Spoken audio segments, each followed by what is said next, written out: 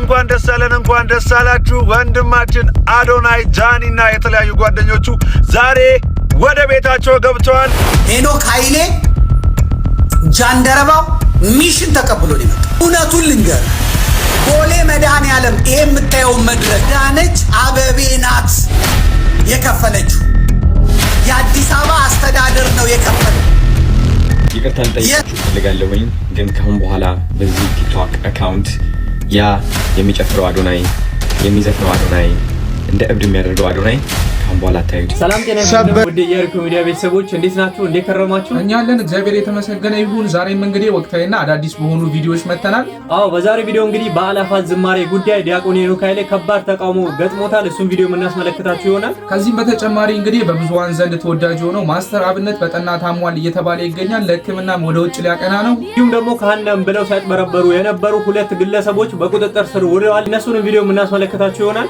እናንተ ብቻ ይህ ቪዲዮ እስከ መጨረሻ ድረስ ተመልከቱት እንጂ አዶናይም ተፈቷል። በእስር ወቅት እንግዲህ ምን እንደገጠመው ባይታወቅም ከዚህ በፊት እንደነበሩት ኮንተንቶች እንደማይቀጥል በግልጽ ተናግሯል። ይሄን ቪዲዮ ሲጀምሩ ላይክ ማድረግ እንዳይረሳ፣ ሰብስክራይብ ያላደረጋችሁም ሰብስክራይብ በማድረግ የሚዲያችን ቤተሰብ ሁኑ እንላለን። ቀጥታ ወደ መጀመሪያ ቪዲዮ። የቀድሞ የመቅደሱ ፈርጥ ያሁኑ የጎዳናው ቆዛን የትላንትናው ዲያቆን አሁን ግን የራሱም ስም የከበደው የሚመስለው እስጢፋኖስ የወየበውን ልብስ ተላብሶ ሁሌም የሚቀመጥባት ግንብ ስር ተቀምጦ ውብ በሆነ ልዑል ዜማ ያዜማል። በመንገድ እያለፉ ይህንን ውብ ዜማ የጠራቸው መንገደኛ ካህን ወደ እርሱ ተጠግተው በአቅራቢያውም ቆመው ዜማውን ያደምጡ ጀመር።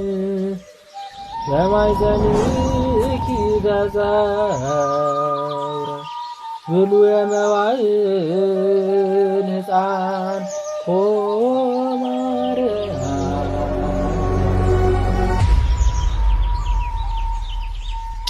አባቴ ይፍቱኝ ይባርክ። እግዚአብሔር ይፍታ፣ እግዚአብሔር ይባርክ። አባቴ ይቺ ቦታ እኮ ለእርሷ ቆሻሻ ናት። ቱንም አባቴ አይ ልጄ አምላካችን እኮ ምንንም ሳይንቅ ከሁሉ ጎን ይገኝ አይደል? የኔ ልጅ ይልቅስ ድምጽ የተገራ ልዩ ቅሽር ነህ። ከቤተ ክርስቲያን ስር ከኔታ ዘንድ የተሟሸ ይመስላል። እንዲያ ነው እንዴ ልጄ? እሺ አባቴ እውነት ነው። እርሱስ ከተናቁ ጎን መች ይጠፋና የመግዶላ ማርያም ለዚህ ስትመስል። አሁን ይልቅስ ጥያቄን መልስልኝ። አዎ አባቴ በእኔታ የተቀመምኩ ንባውን ከዜማው ዜማውንም ካቋቋሙ ሁሉ ሳይቀር የቀጸልኩ ነበርኩ። ግን ምን ዋጋ አለው? በተራ ሰዎች በማይጠቅሙ ጓደኞች ከመቅደሱ ጠፋው። የእስጢፋኖስን በረከት አጣ። መንፈስ ቅዱስን ከራሴ አራቁ። ደግሞ የሚገርሙት አባቴ ስሜም እስጢፋኖስ ስራም የእርሱ የተባልኩ በሙገሳ ማማ ላይ ወጣው ነበር። ለካ ድምጼን ማሳመሬ ሰውን ለመሳብ ነበር። ትናንት ጣው ያልኳቸውን ውሳን የበረቱ ሲሆን እቱ በሰላም ብዬ ህዝቡን ላጸና ወጣሁት። እኔ ሳልመለስ ቀረው። ልጄ አየህ ሁላችን በቤተ መቅደሱ ስንቆም በሚታይ አገልግሎት የማይታይ እሳት እንዳይበላን መጠንቀቅ ትተን ለነፍሳችን መበርታት ዘንግተን ለተሪዮ ለታይታ በቤተ መቅደሱ እንመላለሳለን። ያችን የተከፈተችውን በር ፈልጎ ጠላታችን ያጠቃናል። ለዚህም አይደል አበው መጨረሻን ያሳምረው የሚሉት። አሁን የሆነው ሆኗል። ንስሐን የፈለገች በሥራዋ የተጸጸተች ነፍስ ድህነቷ ቀርቧል።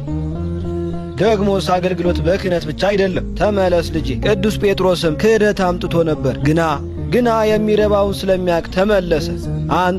አንተም የእርሱን እንባ መሰበር ተዋሰው ልጄ። በርታልኝ፣ ጠንክረህ እግዚአብሔርን አስደስተው። በእውነት እንግዲህ የጴጥሮስን እንባ ለሁላችንም ያድለን ነው የምንለው። እንግዲህ በአንድም በተለያየ ምክንያት በጣም ብዙዎቻችን የሆነ ሰዓት ላይ አገልጋዮች ነበርን። በተለያየ ምክንያት ወተን ነው እንጂ ማለት ነው። እንግዲህ ሁላችንንም የወጣን ማለት ነው ወደ ቤቱ ይመልሰን ነው የምንለው። እስቲ በዚህ ወደ ቀጣይ ቪዲዮ እንለፍ። አይታለ እግዚአብሔር ሰው አና ካታራ እዚህ ከተማ ላይ ሳገናል። አሜን። እርጨኝ ሚዲያው ላይ እርጨኝ፣ እግዚአብሔር ሰው እርጨኝ፣ ሚዲያው ላይ እርጨኝ፣ አትሞስፌሩ ላይ እርጨኝ፣ አገልግሎትን ፍታ አውጣ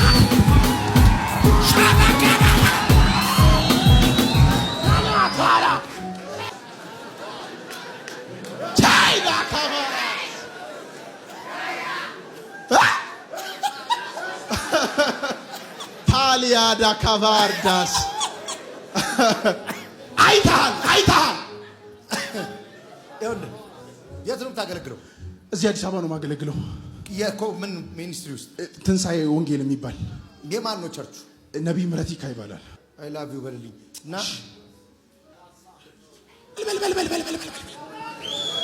በል ኧረ እኔ ምን አገባኝ እኔ ራስ ሚኒስትሪ ሲሰጠኝ ወራዲያው እየተዘጋጀ ቢኒያ ካታ ትክክል እግዚአብሔር ሰው አይተሃል ወራዲያው ዝግጅት ላይ ነው አይተሃል አልሳትም አይተሃል የማገለግለው ጌታ ምስክሬ ነው አይተሃል እግዚአብሔር ሰው አንተ አገልጋይ ኮንክ ይገባል የኔ መግነን ብዙ ሰው ግራ ይገባዋል አዎ ምንድነው ይላል ምንም የሂውማን ዊዝደም የለውማ ምንም የለውም የሰው ጥበብ የለውም እዚህ አገልግሎቴን እንድወደው ከሚያደርጉኝ ሰዎች አንዱ አንተ ነህ አቻ ካታ ሳይ አገልጋይ መሆኔን እንድወደው ሆናለሁ ለምን እንደሆነ አላውቅም እግዚአብሔር አምላክ ምስክሬ ነው አቻ ዳዳ ከዛጋው ዳንተ ስመጣ ይሄንን ሚኒስትሪ ያገነነ ቅባ አዳ እዚህ ከተማ ላይ አገነዋለሁ ብሎኝ ነው አሜን እዚህ ከተማ ላይ አገነዋለሁ አሜን የሚይዝ የሚከለክል የለም አሜን ዛሬ እንድትረጨኝ ነው የመጣሁት በቃ አትሞስፌሩ ላይ እንድትረጨኝ ምድሪቱን እንድትሰጠኝ ነው የመጣው አቃቃ ልቀበል ነው የመጣው ይኸውልህ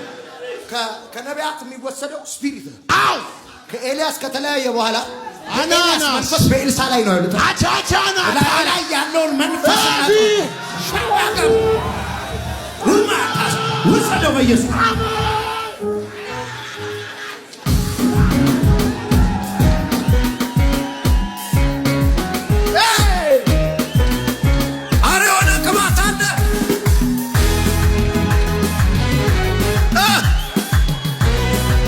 ኢየሱስ ያድና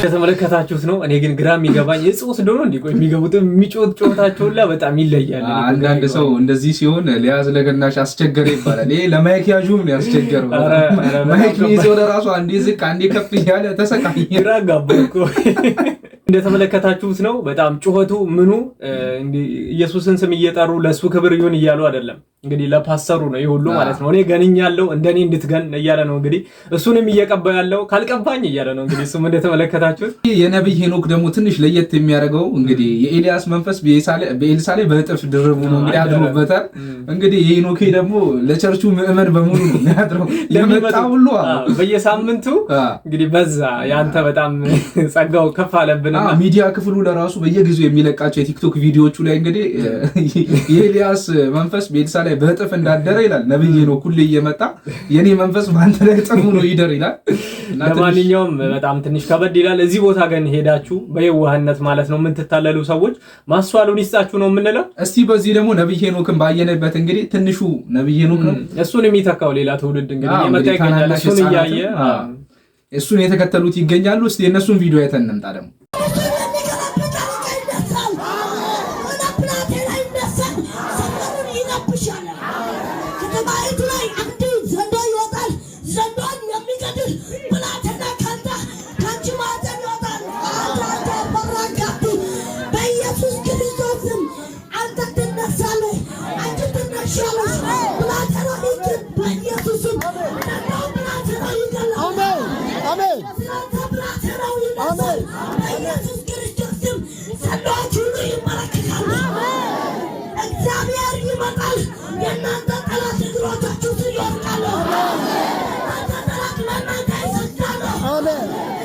ተመለከታችሁት ነው ይሄ ጩጬ ደግሞ ጭራሽ ኮፒ ፔስት ያደረገው የሚያየውን ነገር ማለት ነው አይተን እንደሆነ አስከፍቶ ህዝብ መሃል እየሮጡ እየገቡ ምናምን የሆነ ማወዛገብ ነገሮች የለም እነሱን አየ በቃ እሱም ተገበረ ማለት ነው እንግዲህ ያሰስ ነገር እየጮሁ ከነሱ እየሰማ እንግዲህ ዘንዶ ይላል ትልቅ ዘንዶ ይወጣል ህፃኑ ልጅ ይሰብራል ይላል እንደው ህዝቡ በደንብ አይሰማም እንጂ በደንብ ሰምተህ ከሆነ ካንቺ ማህፀን የሚወጣ ልጅ አለ ወንድ ማህፀን እንዴት ነው አይመጣም እና የሚናገረው ንግግር ለራሱ ቆም ብሎ ለሚሰማ ሰው እንግዲህ ዝም ብሎ አሜን ማለት ብቻ አይደለም ህዝቡ ደግሞ ዝም ብሎ ነው አሜን የሚለውና በጣም ከባድ ነው በእውነቱ አሁን እንግዲህ እነዩ ጩፋም እንደዚህ ነው እየጀመሩ አሁን ላይ ባለ ሀብት የሆኑት ሁሉም እንግዲህ አቋራጭ ጎዳናው አሁን ላይ ነብይ መሆን ነው እያለ እንግዲህ ደቡብ ላይ በብዛት ደግሞ በኢትዮጵያ ደቡብ ክፍሎች ላይ በብዛት እንግዲህ ህፃናት ገና ከልጅነታቸው ጀምሮ እንደዚህ አይነት ልምምዶችን እያደረጉ እንግዲህ አንድም መንፈሳዊ አገልግሎት ነው በዛ ላይ ደግሞ እንግዲህ ያው ኪሳቸውንም ለማሳደግ በማሰብ ወደ እንደዚህ አይነት ህይወት እየገቡ ይገኛል እና ለሁሉም ማስተዋሉን ይስጣቸው ነው የምንለው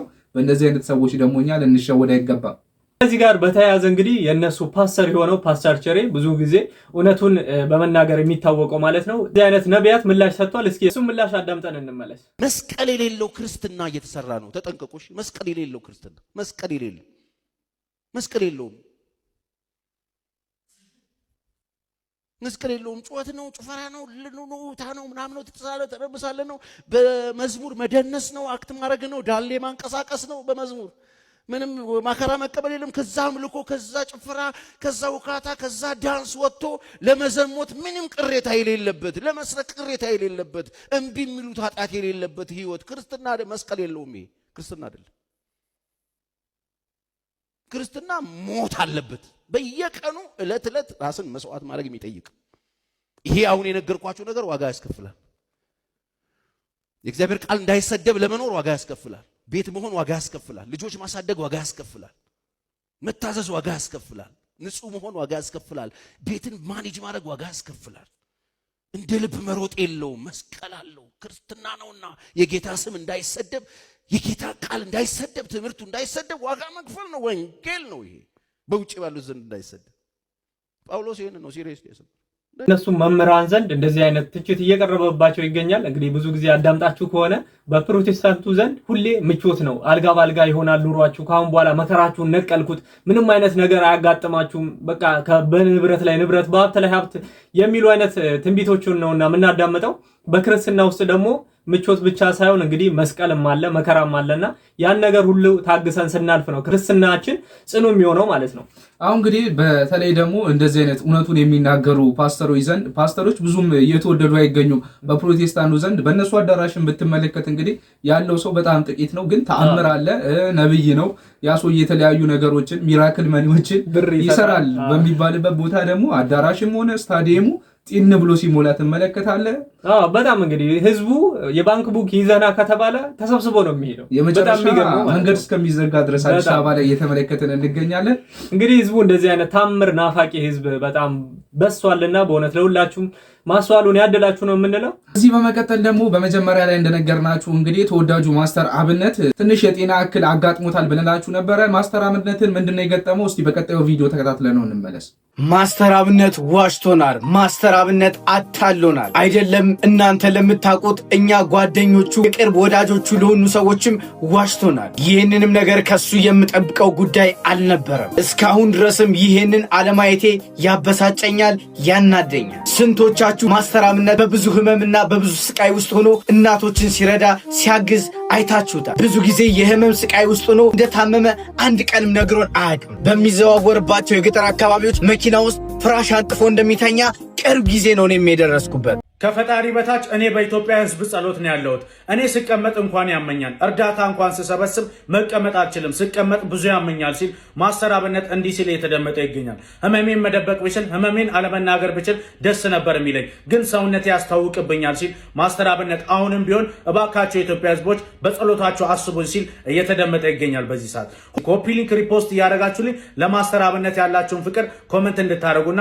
ማስተር አብነትን እንዴት እንደምትወዱት በዚህ ቪዲዮ እንድታሳዩኝ እፈልጋለሁ። ሁላችሁም ጸሎት እንድታደርጉለትና ወንድማችን ከዚህ በበለጠ እንዲሰራ ሁላችሁም ጸሎት እንድታደርጉለት እፈልጋለሁ። ወንድሜ እወዳለሁ፣ አንተ መካሪ፣ አንተ ብርቱ ሰው ነህ። እግዚአብሔር ፈጽሞ ይማርህ። አብነት ትንሽ የጤና እክል ገጥሞታል። ለዚህም እንግዲህ የኢትዮጵያን ህዝብ እያስቸገረ የሚገኘው በጸሎታችሁ አስቡኝ አስታውሱኝ እያለ ይገኛልና ሁላችንም በጸሎታችን እናስቡን የምንላችሁ። አሁን እንግዲህ ማስተር አብነት ለብዙዎች ደርሶ ብዙዎችን ከመከራ ከረሃብ ከእንግልትና ከዛም አልፎ እንግዲህ በረሃብ ምክንያት ሊሞቱ የደረሱ ብዙዎችን የደገፈ ወንድማችን ነውና አሁንም እኛም እንግዲህ ሌላ ነገር አይደለም ቢያንስ እንኳን በጸሎት እናግዘው እንላለን። ከዚህ በመቀጠል ደግሞ እስቲ ከአላፋት ዝማሬ ጋር በተያያዘ ዲያቆን ሄኖክ ኃይሌ ትልቅ ተቃውሞች የገጠሙት ይገኛሉ። ምንድነው በዲያቆን ሄኖክ ኃይሌ ላይ እየተፈጠረ የሚገኘው የሚለውን በቀጣዮቹ ቪዲዮዎች ተመልክተን እንመለስ። ሄኖክ ኃይሌ ጃንደረባው ሚሽን ተቀብሎ ነው የመጣው። ይህንን ያየ የአሜሪካ ሴናተር፣ ይህንን ያየ የተባበሩት መንግስታት፣ ይህንን ያየ የዓለም መንግስታት በኢትዮጵያ የእምነት ነፃነት የለም፣ በኢትዮጵያ ያሉት ክርስቲያኖች ይጨቆናሉ፣ በኢትዮጵያ ያሉ ኦርቶዶክሳውያን ይገደላሉ ቢባል ማን ነው የሚያምነው? ማንም አያምንም። እውነቱን ልንገርህ፣ ቦሌ መድኃኔዓለም ይሄ የምታየው መድረኩን አምጣልኝ፣ መድረኩን ሳብልኝ። ይሄ የምታየውን መድረክ አዳነች አበቤ ናት የከፈለችው። የአዲስ አበባ አስተዳደር ነው የከፈለው። የሰሩት ፕሮቴስታንቶች ናቸው። መድረኩን ያቋቋሙት ፕሮቴስታንቶች ናቸው። ቶፕ ቪው ቀረጻ የሚካሄደው ለዓለም መንግስታት ነው። ክርስቲያኖች በተጨፈጨፉ ማግስት የሚመጣ ነው። እዚህ ላይ በኢትዮጵያ ውስጥ የኢትዮጵያ ሰንደቅ ዓላማ የለም፣ ተመልከተው። የቤተ ክርስቲያኒቷ ሰንደቅ ዓላማ የለም፣ ተመልከተው። ምክንያቱም አውደም ስቴጁን የሚሰሩት ሰዎች ኦርቶዶክሳውያን አይደሉም። ሌላ መኒ ላውንደሪንግ አለ። አሁን ሄኖክ ኃይሌ ቀሲስ ሳሙኤልንና ዘመድኩንን ሳልበቀል እንዳልሞት እያለ ነው የሚለው። ከጎጃም የቅባት ባለሀብቶችና ከትግሬ የወያኔ ባለሀብቶች ጋር ሆነው የሚሰሩትን መኒ ላውንደሪንግ ልንገር። አሁን ለዚህ ዝግጅት ተብሎ የተዘጋጀውን አንድ ሰርተፍኬትና የመግቢያ ዋጋውን ላሳየህ። የገቡት የጎጃም የቅባት ባለሀብቶችና የትግራይ ባለሀብቶች ናቸው። አንጣ ትኬቱን ላሳየህ። የቅድሙን ትኬት አምጣልኝ። ተመልከት። ጃንደረባው የሚመራኝ ሳይኖር ይህ እንዴት ይሆንልኛል አለው ይልና ይቀጥላል። የጌታችን ልደት በምስጋና የምናከብርበት የአእላፋት ዝማሬ ዘንድሮ ከወትሮ በተለየ ለመጀመሪያ ጊዜ በመስቀል አደባባይ የሚደረግ ይሆናል። ልብ በል፣ በመስቀል አደባባይ የሚደረግ ይሆናል።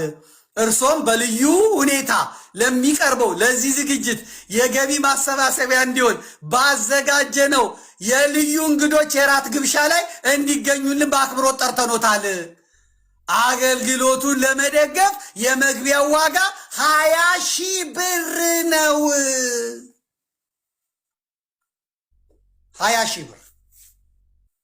ይሄ ብር አሩሲ የሚሄድ አይደለም። ይሄ ብር ተፈናቅለው በየመጠለያ ቤቱ ለሚሄዱት አይደለም። እንደተመለከታችሁት ነው። ዘመድኩን በቀለ ሄኖክ ኃይሌን እጅ በጣም ሲቃወሙ ነበረ። እንግዲህ ተልእኮ ተሰጥቶት ነው ይሄን ነገር እያደረገ ያለው እያለን ይገኛል። በተለይም ደግሞ በአእላፋት ዝማሬ ማለት ነው ህዝቡን እና ደግሞ የዓለም መንግስትን ለማደናገር ነው። ክርስቲያኖች ወጥተው እዛ ጋር በዛ ብለው ሲታዩ በኢትዮጵያ ውስጥ ምንም አይነት የእምነት ጭቆና የለም። በተለይ ደግሞ በኦርቶዶክስ ላይ እየተደረገ ያለው የእምነት ጭቆና ውሸት ነው፣ ለማስባል ነው፣ አጀንዳ ተሰጥቶት ነው እያለ ይገኛል። እንግዲህ አእላፋት ዝማሬ ደግሞ እንደምናውቀው አሁን ላይ እንግዲህ ዘንድሮ የጀመረ ዝማሬ አይደለም። ዘመድኩን በቀለም አእላፋት ዝማሬ ከጀመረ ጀምሮ እንግዲህ ሄኖክ ኃይሌን እንግዲህ የተቃወመው ይገኛል። ለምን እንደሆነ ግልጽ የሆነ ማስረጃም ሲያመጣ አንመለከተውም። ግን ዝም ብሎ ሁሌ ምንድነው ስራው መተቸት ነው። እሱ ደግሞ አንድ ማይስማማው ነገር አለ። በዚህ በኩል ፖለቲካውን ያራምዳል፣ በዚህ በኩል ደግሞ መጥቶ ከቤተ ክርስቲያኗ ጋር ያያይዛል።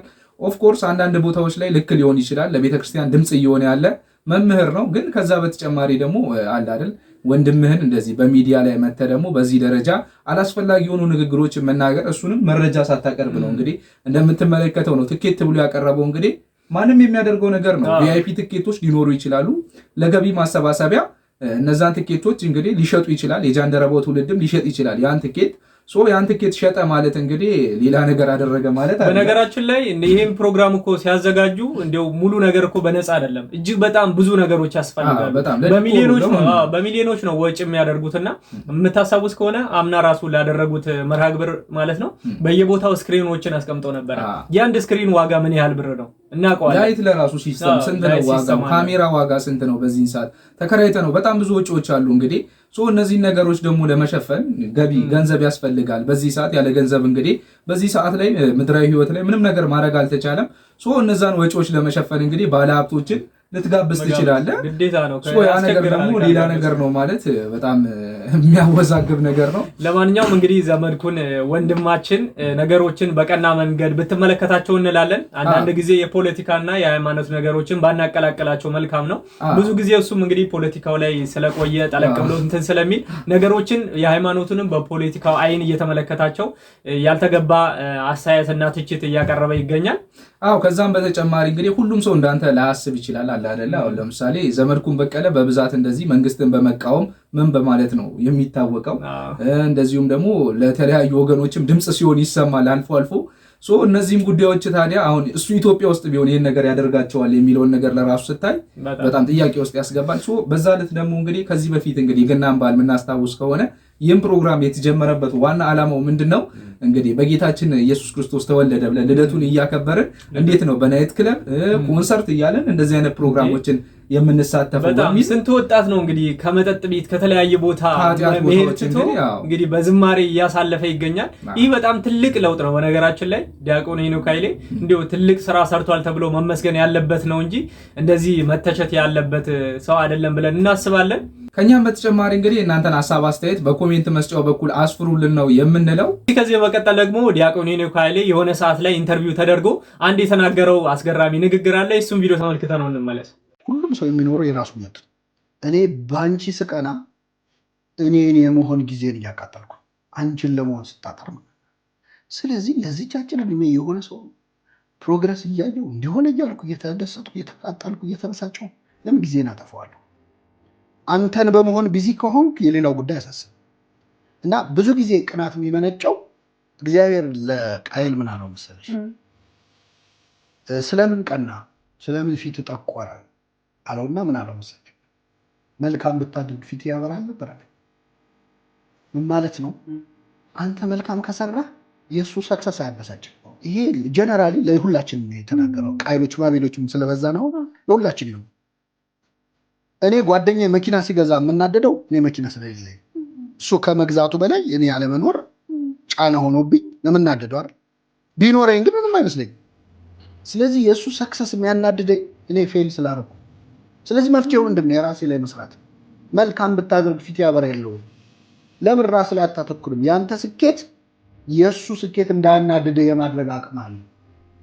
ስለዚህ የራስ ላይ ከራስ ጋር መበላላት። እኔ መብለጥ ያለብኝ ራሴ ነው። አሁን ያለሁትን ሄኖክ መብለጥ ነው እቅዴ መሆን ያለበት። መብለጥ ከፈለገ መወዳደር ከፈለገ አሁን ካለው ራሱ ከዚህ በኋላ 5 ዓመት ቢኖር የዛሬ 5 ዓመት ምን አይነት ሰው ነው ብሎ ትናንት ምን ነበር ከትናንት አሁን ይሻል ከሆነ ከዛሬ ነገ ምን አይነት ሰው ነው ይሄኛውን ሰው የበለጠው ጎረቤትን እያየ ጊዜ መጣት እሱ የራሱ ሩጫ ነው የሚወጣው። ምን እንደሆነ የምትቀናበት ሰው ከጀርባ ያለውን ስቃት ብዙ የራሱ ህመም አለው። ስለዚህ እኔ ለመብለጥ የማስበው እኔን ከሆነ ውድድሩን በጣም ደስ የሚል ውድድር፣ ገንዘብ ባለው ቀናለ፣ ሀብት ባለው፣ ስልጣን ባለው፣ ውበት ባለው፣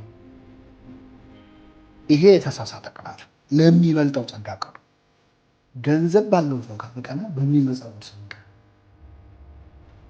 በመቄዶንያው ጊኒያን በቃል በጣም ሀብታም ከሆነው ሰው ይልቅ ብዙ በሚሰጡት ብቃት ሰዎች በጣም በሚወዱት ሰውዬ ከምቀና ሰዎችን በጣም በሚወዱት ብቃት እሱ ይበልጣል።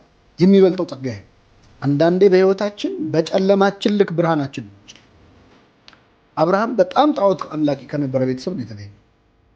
የአማኞች ሁሉ አባት ነው። የእምነት አርበኛ። የእሱ ሪቨርስ አዳምና ሔዋን የበደሉት ገነት ውስጥ ሆኖ ከፈጣሪ መጣላት አለ። ጣዖት አምላኪ ቤተሰብ ውስጥ ሆኖ ወጥቶ ከቤተሰብ እስር ራስን መፍታት ይቻላል። በእውነት ለመምህራችን ቃልዎት ያሰማልን ነው የምንለው። እንግዲህ ድንቅ የሆነ ንግግር ነው ያስመለከተን። እንግዲህ ቅድም በነበረውን ቪዲዮ ላይም ተጨማሪ ሀሳብ ሊሆንን የሚችለው ይህ ቪዲዮ ነው። እንግዲህ ሁላችንም የራሳችንን ሩጫ ነው የምንኖረው። ዘመድኩንም በዛ በኩል የራሱ ሳይድ አለው፣ የራሱን ሩጫ ነው የሚሆነው። ድምፅ መሆን ላለበት ወገን ድምፅ እየሆነ ነው። በራሱ መንገድ ይቀጥል። እዚህ ጋር ደግሞ ዲያቆን ሄኖክ ኃይሌ የያዘው ትውልድን የማዳን እንዲሁም ደግሞ ትውልድን ወደ ሃይማኖት መስመር የማምጣት ነው። በተለይ ደግሞ ወጣቱን በዛ ላይ ደግሞ ከተማ ላይ እየኖረ በኃጢአት መንገድ ለምንመላለስ ወጣቶች እንግዲህ ጥሩ የሆኑ ቦታዎችን እንዲሁም ደግሞ በቤተክርስቲያን ጊዜያችንን እንድናሳልፍ የሚረዳ ፕሮግራሞችን እያዘጋጀ ነው። የሁለቱ መንገድ የተለያየ ነው። በዛ ፕሮግራም ላይ እንግዲህ መሳተፍ እንግዲህ ስለ አርሲው ጉዳይ መርሳት ወይም ደግሞ የአርሲውን ጉዳይ ለመሸፋፈን እንዲሁም ለማደባበስ ፈልጎ እንዳልሆነ በዚህ ቪዲዮ ላይ እንግዲህ ለመግለጽ እንወዳለን። ያችን ላይ እንደነገርናችሁ እንግዲህ 2 ካህናት ሲዘርፉ ተያዙ ብለናችሁ ነበረ። 2 ካህናት እንግዲህ በቅስና ስም በሐሰተኛ ቅስና ማለት ነው ሲያጭበረብሩ ተይዘዋል። የነሱን ቪዲዮ ተመልክተን እንመለስ።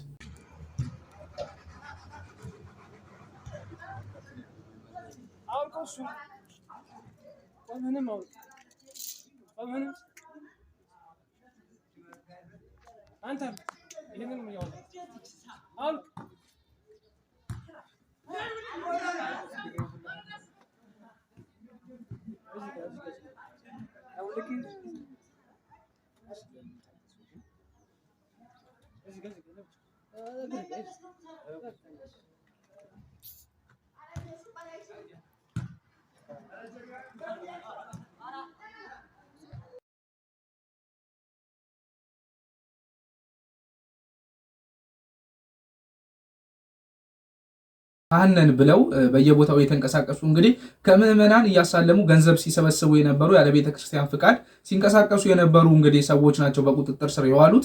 እንግዲህ ይህንንም መረጃ እንግዲህ የወረዳው ቤተ ክህነት ከተመለከተ በኋላ ከረጅም ማጣራት በኋላ ለአካባቢው ፖሊስ አስታውቆ እንግዲህ ፖሊስን በቁጥጥር ስር አውሏቸዋል ማለት ነው። እዚህ ቪዲዮ እንግዲህ ማስተዋል ያለብን ከቤተ ክርስቲያን ውጪ እንዲሁም ደግሞ በተለያዩ ጉዞዎች ላይ በምንሄድበት ሰዓት እንግዲህ አጠራጣሪ የሆኑ ሰዎችን እየተመለከትን ዝም ብለን ገንዘብ መስጠት እንደሌለብን እንዲሁም ደግሞ እነዛ ሰዎች ህጋዊ ካህናት እንዲሁም የቤተ ክርስቲያን ሰዎች መሆናቸውን ማጣራት እንዳለብን ነው የምንነግራችሁ። ከዚህ መቀጠል ደግሞ እንግዲህ አዶናይ ተፈቷል እየተባለ ነው። እሱም ቪዲዮ የምናስመለከታችሁ ይሆናል። ከሱ ጋርም እንግዲህ ተያይዞ እሱም የሰጠው አንድ አስደንጋጭ መልእክት አለ። እሱንም ቪዲዮ የምንመለከተው ይሆናል።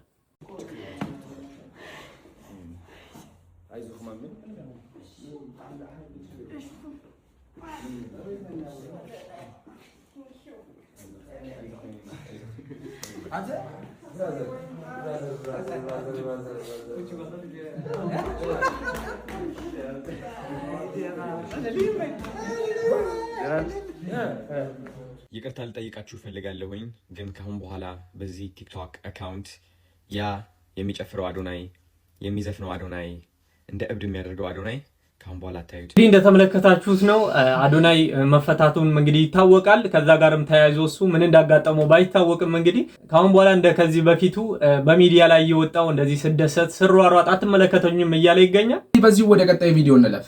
እስቲ እንደው ሌሊት ሙሉ ዝርክት ብላችሁ ስታድሩ እውነቴን እኮ ውሃ ያመጣው ግንድ መስላችሁ እንደው ዝርክት ብላችሁ ስታድሩ እስቲ ክርስቶስን አስቡት።